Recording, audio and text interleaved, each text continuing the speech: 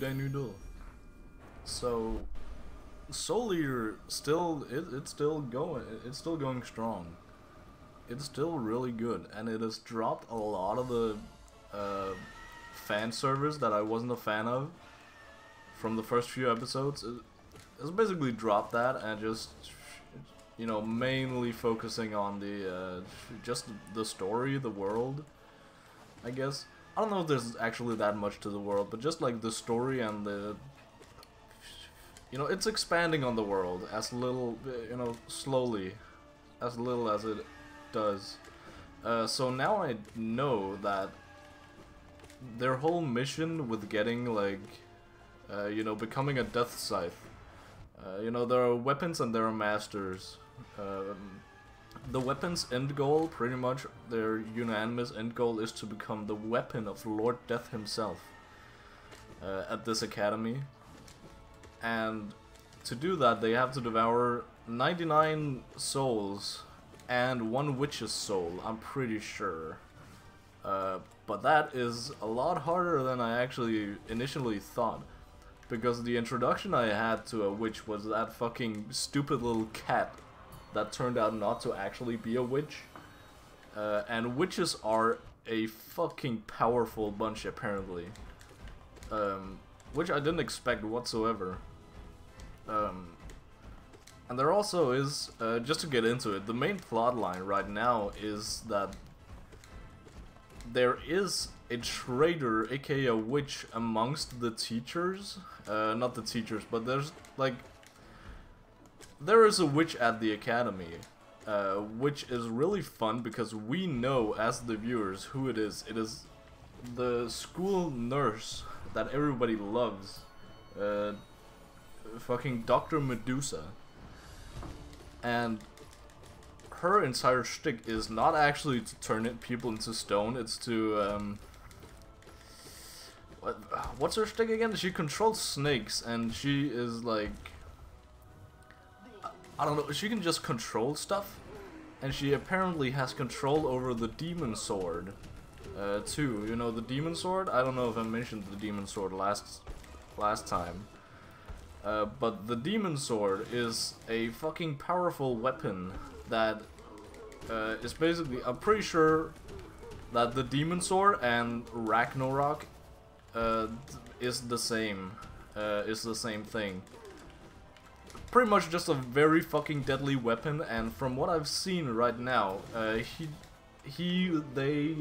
it just devoured a fucking trillions of souls. That was a lie, but a lot of them, and that is a problem because then they can my controller work? Thank you.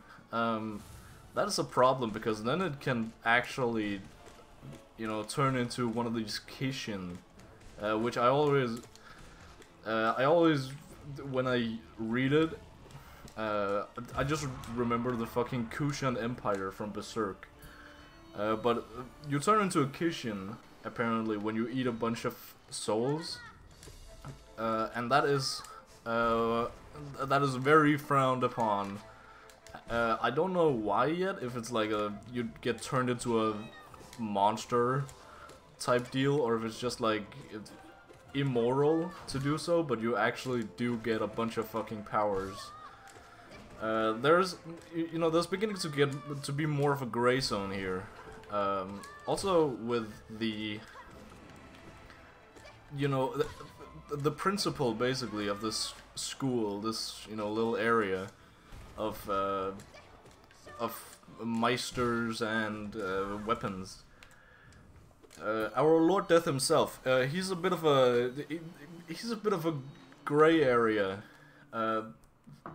because there is, in one episode, we get introduced to this prisoner, just called the Magic Eyes, or the Man with the Magic Eyes or something.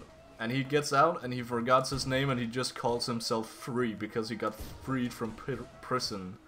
For, you know, 200 years he's been in there. And his shtick is pretty much, he stole a witch's eye and he is immortal. I don't know if those two things are, you know, related to each other. But this guy's immortal and he's pretty fucking dangerous, and I hope he is coming back, because I don't feel like he was that big of a... No, I feel like he was way too big a threat to just be handled the way he was. So basically, the gang, they realize, oh, there's this, like, bad guy out there. We need to go deal with him. And then they go deal with him at the London Bridge. I can't remember its name. The London Bridge. The London Bridge. It might just be called London Bridge. I don't fucking remember. I've been there. I don't remember. Basically, they fight, and it's a big problem because, first of all, he's fucking immortal. He can't be killed. And second of all, we just had some character conflict between Soul, between Soul and Maka, which is a bit of an issue because they need to work together in order to, you know, have their soul wavelengths so that they can actually be, you know, sword and master, weapon and master. Sorry, weapon and meister. I don't know why it's called Meister, but it's just a cool gimmick apparently. I don't know. The Japanese love German for some reason. That is a World War II reference. So basically, this guy he was freed from prison by an underling of Medusa. Also, Medusa, the more I see of her, the more she's turning into a fucking menace. Just from the last scene I saw of her, I'm at... What am I at? I just saw episode 16. She's a fucking menace, and she made fucking Frankenstein. This is... Dr. Stein himself. She made him fucking, like, tremble in fear. Not, like, that much, but, I mean, enough to apparently make him scared. Because he's apparently, like, snuffing out that, oh, she's actually a witch. There's a traitor among our ranks. There is an imposter among us, you know, that whole thing. Which, again, that whole thing is just fun because you actually, as the viewer, know who it is. And you can see all the, like, deceptions and lies. Just, like... you can see, like, how stuff works. How she plans things behind the scenes, and that's always fun. And yeah, holy shit. I try to, like, explain Medusa, but Medusa is just tied to every single fucking plot point right now. Which is pretty cool. We did have some, like, you know, 2-episode story arcs, just to, like, develop the main cast more. Where we realized that Black Star, you know, Black Star and Tsubaki I'm gonna call her Tsubaki. I'm sorry if I butcher that. I know many thousands upon thousands of hardcore Soul Eater fans are gonna watch this, so I'm terribly sorry. So we see that Black Star is actually a member of the Star Clan, and the Star Clan is apparently known for just being incredibly ruthless mercenaries that do anything for money. That includes killing and eating a bunch of fucking souls to just get stronger. So that's a bit of an issue. I don't know, we don't really develop much on it, but we get told more about his character that way, I guess. And Tsubaki, we realize that she also has family problems. They meet, you know, her brother is apparently a serial killer. I forgot the reason, it wasn't that important. But it's just to show that, you know, she has a character, and yeah, I wasn't that interested, to be honest. In terms of what's it called, Maka and Soul, we mainly get development, like, through them themselves. They don't need like some sort of outside force. That was twice in a row I killed fucking Oro with that one move. That was pretty poggers. So yeah, they get development through each other, where they basically, it all starts with their teacher Frankenstein. He puts them through some training in order to get their soul wavelengths to be better connected, because there's potential in their power, but they just need better connection, pretty much. So they need to like point out and talk about each other's flaws, and it's really hyped up to be this like intense gruel training, but it's just like a therapy session, pretty much, because their soul wavelength needs to match. Which is, I mean, it's pretty cool. The concept works, right? And then, you know, because there's just been this lingering issue of them, you know, both sacrificing themselves for each other and shit. There's this lingering issue of that, and them just basically just holding secrets from each other and just not treating each other right, really. And apparently that's actually kind of a plot hole. They just jump immediately from that to this mission against, where they have to fight against the immortal guy. So they don't actually get fixed. They don't actually do their wave spiritual thingies. I'm at 1 HP. Shit, that was close to death. God damn it. I'm yapping too hard. So yeah, they go into the fight with an immortal guy from just... you know, they are not ready for this fight, and I don't know why the Academy didn't send someone else. They had plenty of options. But, I mean, a plot, I guess. So basically, this guy is fucking, like, terrifying. And he's an actual menace, and he turns out to not just, you know, he's not just immortal, he also has another shtick, which is being a fucking werewolf. Which is dangerous in and of itself, but when you pair it with him being an immortal, like basically the only reason they quote-unquote won was because he got a, you know, a JoJo's villain style death, where he fucked up his magic powers because he's been in prison for that long, and then he froze himself instead of freezing the water around him, and then he is currently not really drowning, but just like stuck to the bottom of the London River. And he's just there, I guess. Nobody really seemed to do anything about that. So I hope he comes back, but I mean, he's really hyped up, but he hasn't been that relevant so far, at least. He was just there as kind of a hype tool for them to get beat up, and then to have Maka and Soul get their, you know, soul wavelengths fixed. But it's still interesting because it still pulls back to the plot point of, you know, how I said that Medusa is connected to absolutely everything. She also set this up through a underling of hers.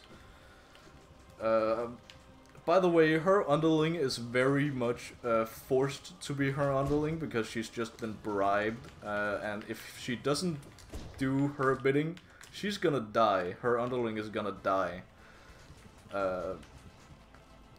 Because her underling and another... the underling's friend, I guess, they fucking... Okay, I want to yap about Medusa so much. I'm gonna do another one, even though I don't really want to. Consider yourself lucky. So...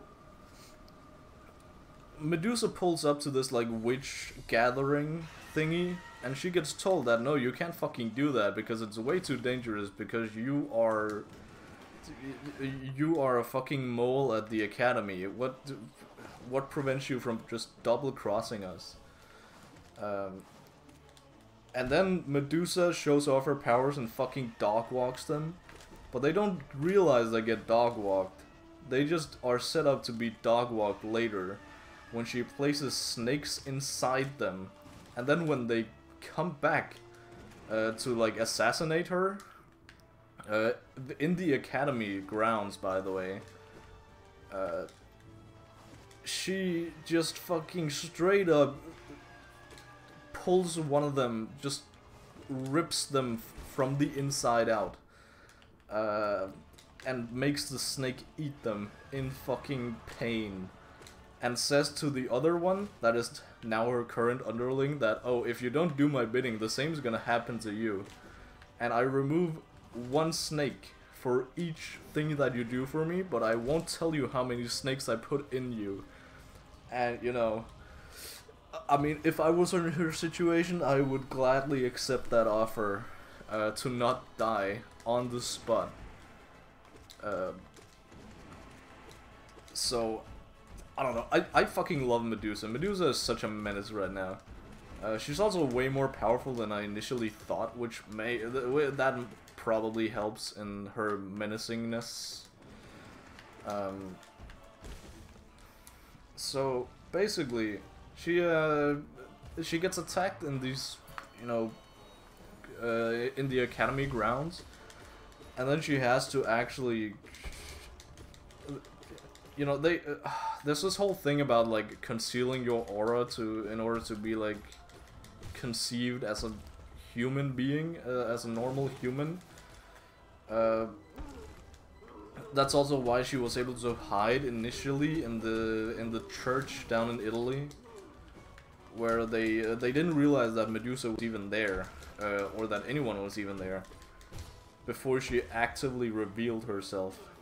But that's apparently something that basically everyone can do, including witches. That's something witches do a lot. So these two witch ladies, when they attack her, when they attack Medusa, they just straight up fucking, they just reveal themselves, and a bunch of teachers come running because, you know, they're fucking, and Blackstar, of course. They just come running because they felt a fucking... No, it wasn't actually Blackstar, it was a Maka, that's true. They sense a huge fucking aura of a witch over here, which is very sus when they get over there, and Medusa is the only one left, just standing there. But her excuse is, of course, just to, you know, that, oh yeah, I felt that aura too, so I came running. I just arrived a bit before you did, but there's nothing here, and let's not pursue it anymore. Which is a bit sus to say, and that's probably why Frankenstein is a bit sus on her at this point. So yeah, I mean, Medusa is just pulling so many fucking strings behind the scenes, but we get to see the behind the scenes, which is probably why it's so much fun. I don't think I would love this series nearly as much if it was just like a mystery. I don't even think we... No, if we didn't know it was Medusa, it was just... It would have just been a fucking mystery and like a giant plot twist at the latest episode, where Frankenstein interrogates her, you know, quote-unquote interrogates her. So basically what happened, right, is that, fuck, I don't remember how, but Soul got drugged, pretty much. He got infused with some black blood, which is very fucking bad for you. And it basically just takes over your body for you and makes you do evil stuff, I guess. I don't know. It hasn't been explained that well yet. I hope it will be soon, because it's beginning to get pretty fucking relevant. But he's been infused with that, and now, because he's like, you know, soul matching wavelengths with Maka, his weapon, or his Meister. She's beginning to get infused with it as well, which is going directly to Maka's plans, or no, fucking Medusa's plans. And I'm pretty sure she's targeting specifically Soul, because he has some sort of special background, and he probably has the most potential to become a Death Scythe. Again, remember, Death Scythe are weapons used by Lord Death himself directly. Oh, thunder! And I'm pretty sure what Medusa's final end goal is, what I theorize at least, is that she wants to infuse, or like, fucking insert this black blood into Lord Death himself.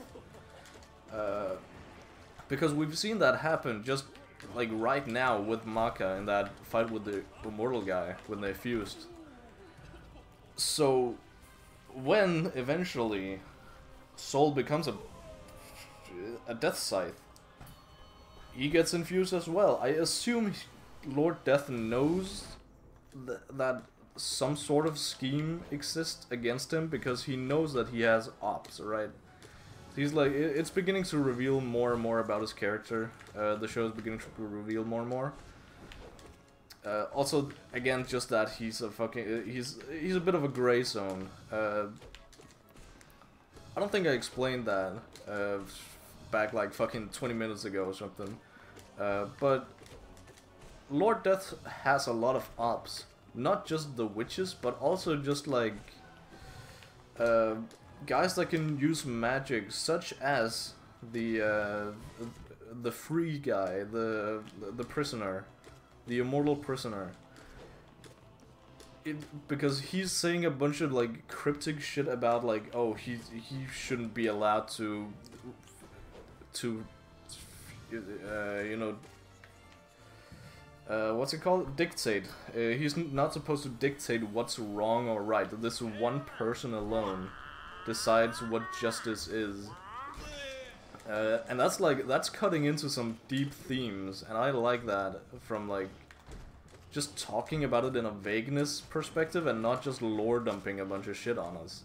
And that's actually, I just realized this second, that's what this show is actually really good at, is not lore dumping. And I love that. It's just like a natural, you get to piece together a bunch of natural, you know, shit that you just get to find out by yourself. And then maybe it's confirmed later on, but maybe it's not. Maybe it's not even that. And it just like remains a mystery. I don't know. That's something I always like about stories. But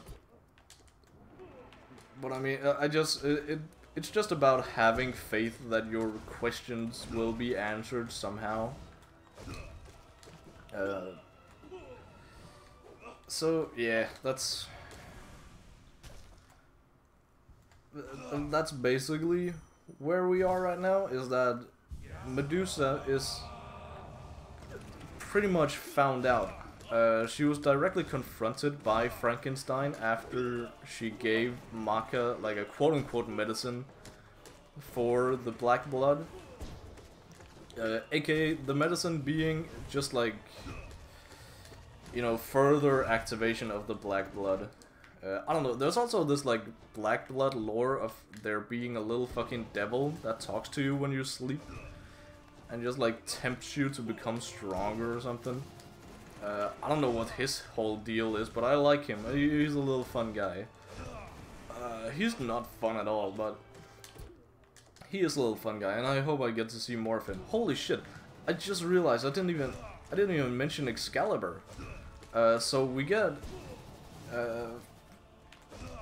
at some point when we just, you know, at the start when we begin to learn about the characters, Death the Kid and Blackstar go together to this mysterious cave to go find Excalibur. And I really fucking love Excalibur. I just gotta I gotta get that off my chest. Excalibur is basically good game. Excalibur is, you know, a sword, a holy sword that is the mightiest fucking sword in the world, capable of cutting anything and doing anything, and you know, it grants fucking enormous power and, like, you know, endless. There's endless possibilities. That was a bit close. Shit. So you might think that, oh, this is, you know, only the chosen one can actually lift it from the stone that it's set in. Which makes sense in terms of this world and the whole, like, matching your soul wavelength. Which I already like that part, but when you realize that, no, Excalibur can match to literally anyone's wavelength. But nobody wants to use him because he's just so fucking annoying to deal with. I love the little guy. He is such a fucking monster to, like, hang out with. He cuts off every sentence you make. He asks you a question and then just talks over you. And every time you... He has so many fucking demands. For his, you know, master, for being his, you know, I don't know. I love Excalibur. He just goes above and beyond for everyone, and he is such a lovely guy, little guy. He's just, how do I even explain how he looks? I don't know. Look up Excalibur, the Soul Eater. I fucking love the guy. He's a little fella. I could imagine there are a lot of fucking plushies of him. He's the main, like... I hope he comes back. I desperately hope he comes back. He seems like someone that would be very plot relevant, seeing as how he is, you know, the fucking mightiest sword in the world. The mightiest weapon, the greatest weapon ever. But then again, nobody wants to use him, so I guess he's not gonna be relevant. So, can you fucking come down? Thank you. I hit him twice that entire time. That was great.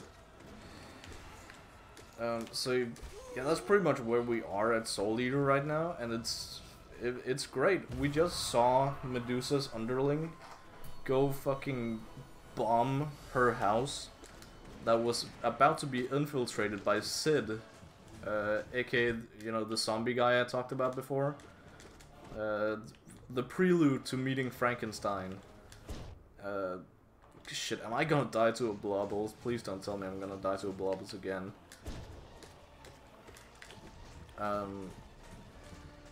So yeah, I don't know if they're alive or not any longer. I don't know, there hasn't been too many ramifications so far, as in, like, you know, character deaths and shit. But I feel like there's probably gonna be. Also, I can feel the story actually ramping up to be something now. Just like expanding everything, and people get to know stuff that they probably shouldn't. Mainly being Medusa actually being a witch and fucking up everyone, and her having this Ragnarok sword, or the demon sword, or whatever you want to call it. Oh yeah, that was also, you know, after Death the Kid was out at sea trying to find a fucking Nidhogg dragon ship boat, he just kind of stumbled upon this death, fucking this, what's it called?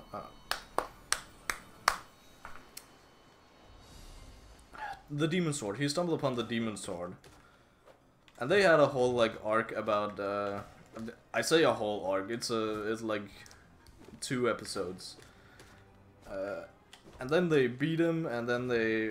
no, they actually let them get away, the Death Sword. Because, again, Death the Kid has a pretty severe OCD, so he gets distracted really fucking easily by the mildest inconvenience. So he sees that the sun and the skies are perfectly in sync, and it's more beautiful than anything he's ever seen. And that is enough for him to sacrifice the Death Sword, the Demon Sword, getting away. Which I respect that. I respect that. In any other anime, in any other like situation, I would call out that bullshit that was just like plot convenience. But seeing as I have a personal stakes in this, I think that it is A-okay. So after he comes home, he also, we don't really know why Medusa sent, you know, the fucking Ragnarok, the Demon Sword, over to the ship, other than just, you know, stealing a bunch of souls from the Nidhogg ship. I guess that's the main goal. It could be the main goal, and that's just it. It probably is, actually. Now that I think about it. But basically, Kid, the Death the Kid, goes over... I need to jump. He waddles over to his dad when he comes home, and just asks him what the fuck Nidhogg meant when he... like, he said some cryptic shit when they were just alone. About how, you know, the Kishin that is, like, right beside you or something. I was full on expecting one of the Thompson sisters to fucking be a traitor and turn on Death the Kid, and that fucking him over because he can't use one pistol, and then, you know, he's being traitored on top of that, so it's a pretty big debuff to have, right? But that didn't happen, and it's not really answered, but it's not forgotten. It was just... that's what I like about this. There are a bunch of, like, one-time throwaway lines that are not actually throwaway lines. They are actually beginning to get plot relevant again.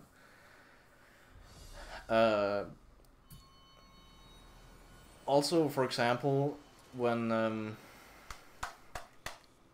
you know, the whole Soul and Maka situation, there was a scene at some point that was like, oh, you know, I don't know.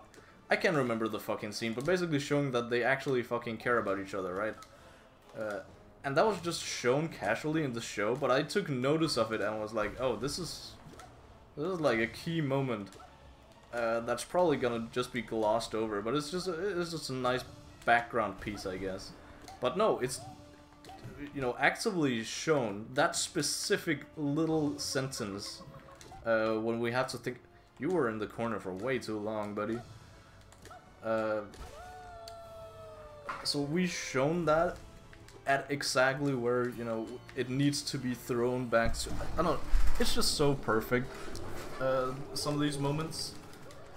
Some other moments are very fucking cartoonish.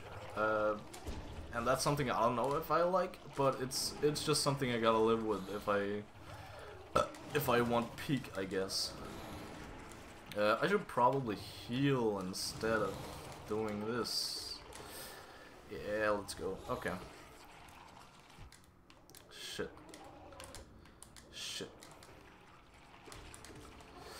Uh-oh.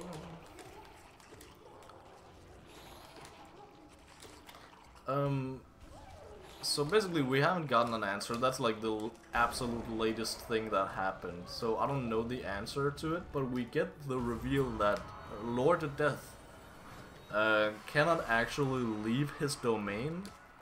We also get shown something that I speculated also. We get shown Lord Death's soul. We get shown it a couple episodes before, but you know, we get shown it again, just, you know, reminder. I don't know, I theorized that, oh, wait, why can't I see Lord Death's soul, like Maka said after, you know, she awakened her fucking soul-seeing ability. And I immediately thought, oh, Lord Death, it's probably so big that they're just like inside it. They're just inside of his soul, and that's why they can't see it. And I was fucking proven right immediately. And I don't know. I'm a One Piece fan. I wanted to wait a little before I found out, just to have that like theory linger. But I was right. And we get shown it again.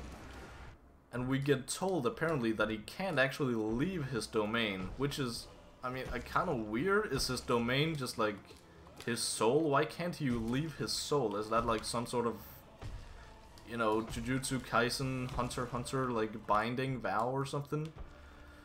I'm not sure, but I guess I'm not supposed to be sure yet. It's just another mystery.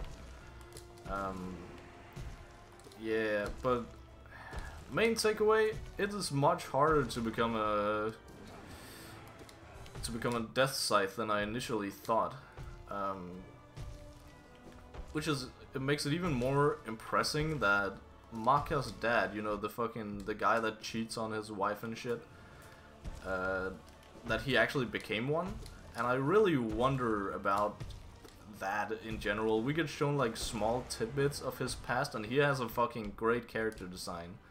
He kind of looks like Renji from Bleach, now that I've seen. That's a whole nother topic. What we just saw, Bleach live action. One of the pictures looks kind of like Renji from Bleach live action. Don't fucking... If I make that reference again, just put me down. But he kind of looks like Renji from Bleach. He has a cold ass fucking design. But I still wonder about who the fuck Maka's mom is. And I'm pretty sure she's gonna be relevant because she's mentioned a lot, like surprisingly a lot. Maka is convinced that, oh, her father is fucking useless, which he kinda is. So obviously it's her mom that did the heavy lifting in terms of making her dad a death scythe. You know, because of the whole like master death, master and weapon type deal. I don't know. I feel like there should be like some sort of equivalent for masters to become a death scythe. But I guess it makes sense. Because, you know, Lord Death is not a fucking weapon, so they can't wield him, and, you know, some shit like that. I don't know. But I just feel like there should be some sort of equivalent. I don't know. Maybe some sort of, like, transformation type shtick. Sort of like Sid went through, you know, the zombie guy. I don't know, it's also not really explained. How he got turned into a zombie, other than just, oh, Frankenstein did it. Good game. Long time no see, Shio. So it's not really that well explained. But again, it's just about trusting the process, I guess. That's at least what I'm doing, what I'm hoping is what I should be doing.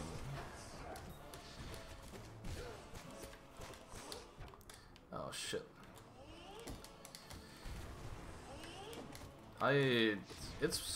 It's been a while since I've gotten this far while actually yapping hard. So I don't know if I don't know how well I'm gonna fare here. It's also been a while since I've just, you know, gotten past Collector at all. So that's kind of depressing. I'm just hoping to get a good Collector fight. I'm not hoping to actually beat him. Because I kind of want to go back to watching fucking Soul Eater. This is... Oh, shit. Hey? Oh. Entschuldigung. Ja, okay. Drehst du an deine Videos? Ah, shit. Shit. Beklager gutter, det er Malte med en tysk, der er kommet. Jeg ved ikke, han har lidt problemer med sådan...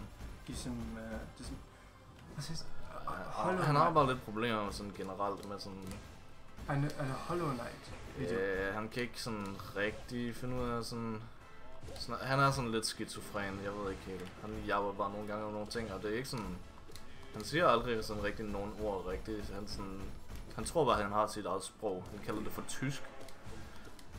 Ja, Deutsch. Men jeg ved ikke helt, hvad hans problem er, men han må tydeligvis have et, siden han... Ich gehe ins die Haus. Ja, altså mit bedste course of action er bare sådan ignorere ham, pretty much. Ich gehört, dass du sagen... Jeg venter bare på, at han går væk lidt. Det plejer at virke fint efter lidt tid. I starten så var det... Ich gehe in die Haus. I starten var det virkelig en stor hassle, at han var her, men altså det er jo... Jeg har bare lært at leve med det, I guess. Det var... Ich könnte gehören, dass du sprichst in hier. Und ich denke... Det er lidt skræmmende, hvordan jeg sådan... Du ved, det kan godt være, det er bare mig, der bliver sindssyg, men jeg sådan kan lidt forstå ham på en eller anden måde. Ich will auch sprechen. Und ich men jeg ved ikke, hvad fuck, altså... Han er skør. Ich weiß jo, det kan være, at jeg bare er blevet smittet med hans skørhed. Men sådan ikke rigtig på den gode måde, fordi det... Ja, han er fucking... Han er maltet med tysk. Hvordan kunne det være en god ting? Der var kun 2. Hør auf, ignorer mig. Damn. Ja, man kan også... For det meste, så kan man bare lytte til hans sådan tone, hvad han sådan... Hvilket humør han er i. Ich weiß, du lieber mig. Lige nu der er han ikke alt for glad. Ich weiß, du liebst meine Musik. Men...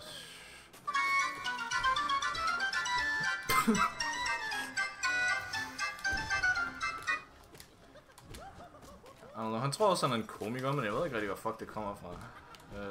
Men jeg tror, det er det betyder. Nej, ellers er det bare sådan... en komponist. Det kan godt være, det er bare sådan en greeting, de har i... Ich mach musik. Det er sådan der, hvor han, du ved, quote-unquote kommer fra. Han tror, han kommer fra et whole ass andet land. Du liebst meine musik. Men han kommer i virkeligheden fra sådan the underworld. Det er den eneste forklaring, jeg kan give. Han kommer fra the underworld. Diesem ist deutschen musik. Og jeg... Holy shit. Hvordan kunne jeg ikke fucking ramme... Oh my god. Jeg hænger mig selv. Holy shit. Hør auf, Junge. Jeg tager mit eget liv.